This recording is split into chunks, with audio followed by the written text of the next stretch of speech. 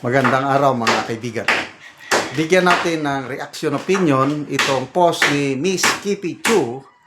Matapang niyang resback patutsada kay Secretary Gibo Teodoro sa statement niya na ang mga pro-China local officials mag-resign na lang kayo.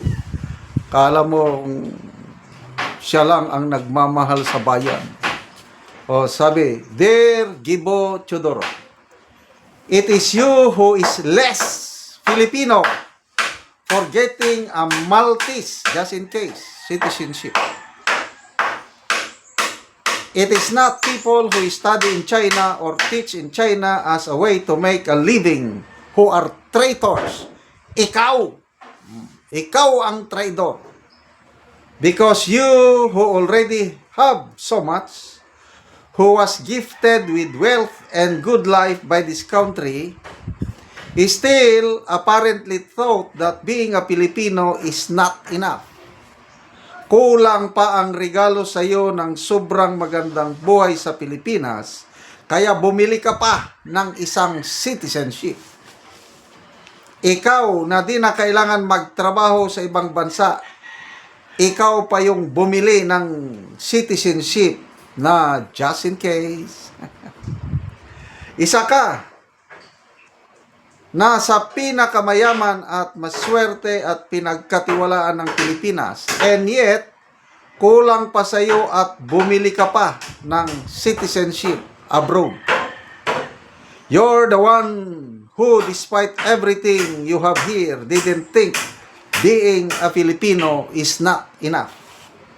So, paano mo kami totoong ipaglalaban kung ikaw di mo nga maipaglaban ang pagiging purely Filipino?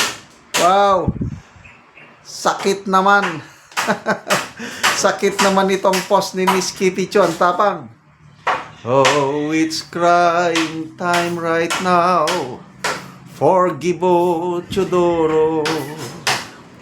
I can see that far away look in his eyes.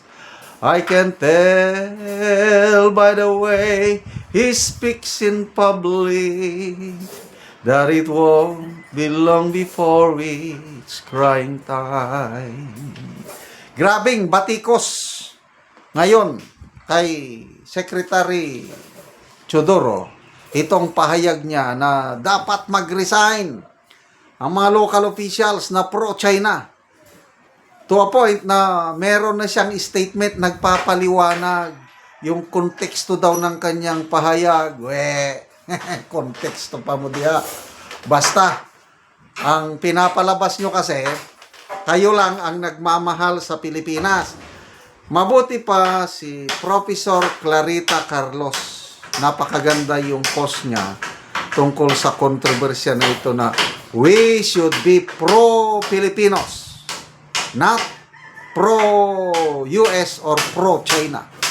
Isa lang dapat ang ating pro-Filipino. Ako, I am a pro-Filipino. So, since I am a pro-Filipino, kaibiganin ko ang US, kaibiganin ko rin ang China.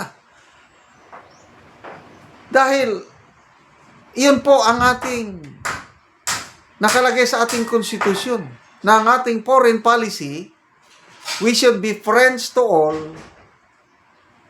an enemy to no one. So ano itong stand ni itong administrasyong ito, na yun na rin ang ina-advocate ni Defense Secretary Teodoro. Kaibigan natin ang US, kalaban natin ang China. No way. Totoo, may sigalot tayo sa mga teritoryo, mga isla sa West Philippine Sea. At huwag nating isurrender. Ilaban natin yan. But not to a point na ituring mo ng kalaban ng China.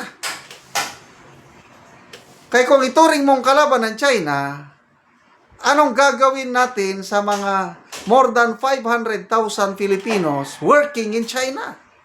Kaya nyo bang bigyan ng trabaho?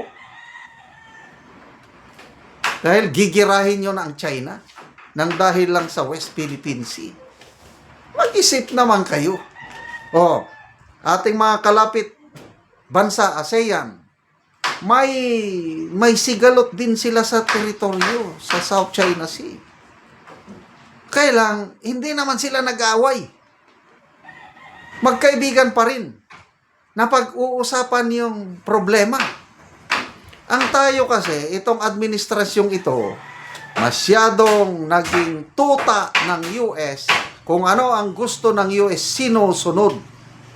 Kaya, ayan, gusto ng US na tayo ang kanilang paon, proxy war versus China. No way. So, sana sagutin nyo ito. Yung Maltese citizenship na isinurrender na kuno. Granting na isinurrender. Ang tanong, bakit mo kailangang mag-apply pa ng citizenship? Ibig sabihin, hindi ka satisfied sa Pilipinas. Yun lang yun. Kahit na isurrender na. Tapos, sasabihin nyo, kayo lang ang nagmamahal sa Pilipinas. Mag-isip naman kayo. Hindi porket may mga local officials na naiba ang posisyon sa West Philippine Sea, pinagre-resign nyo na. Oh, kayo ba ang bumoto? Kayo ba ang naglagay sa kanila dyan? It is the people themselves. Kaya walang karapatan ang isang cabinet secretary na manawagan na mag-resign ang mga local officials dahil ang mga taong bayan ang nagluklok sa kanila dyan. It's uncalled for. Yung pinagre-resign mo ang mga local officials dahil iba lang ang pananaw nila sa West Philippine Sea. So, salamat, Miss Kipichu. Kung sino ang tunay na traidor. Sila ba na may ibang citizenship o ang taong bayan na naghirap handang mamatay dito sa ating bansa? Salamat mga kaibigan sa inyong pagsubaybay sa channel nito. Nakakatulong kayo ng malaki sa tribong Talandig ng Bukidnon dahil ang sweldo natin sa channel na ito is pantulong sa tribo. Namimigay tayo ng libreng yero at pako para makapagpatayo sila ng mas maayos na tirahan. Panoorin nyo ang video na ito. Karon mo na niyang balay ni ante nga pag-aatupan karon sa tagaan na mo og yero. So mo na ni ang iyang ipatindog nga bagong balay. Og mo na ni ang yero nga among gihatag nga natabang sa kang ante nga iyang makaatop karon.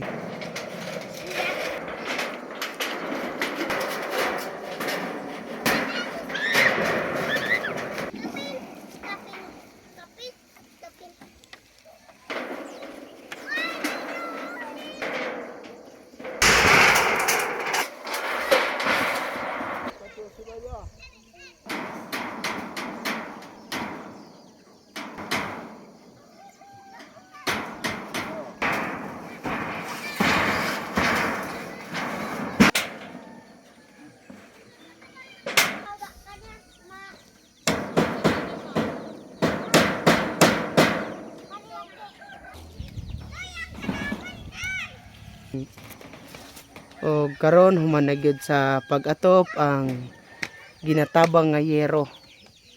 So makita gyud nato nga nakaatop na gyud si ante si ang bagong balay. Salamat sa Ginoo natabangan ko sa sen. Gitabangan ra ko sa akong uyuan kay wala man ko ibana. So gitabangan lang ka ante sa pag-atop. Oo. So ang pagpatindog ani ante sa imong balay, gitabangan ra gyapon ka. Oo, so Salamat sa akong sen nga gitabangan ko sa akong uyuan nga nakabalay gid ko.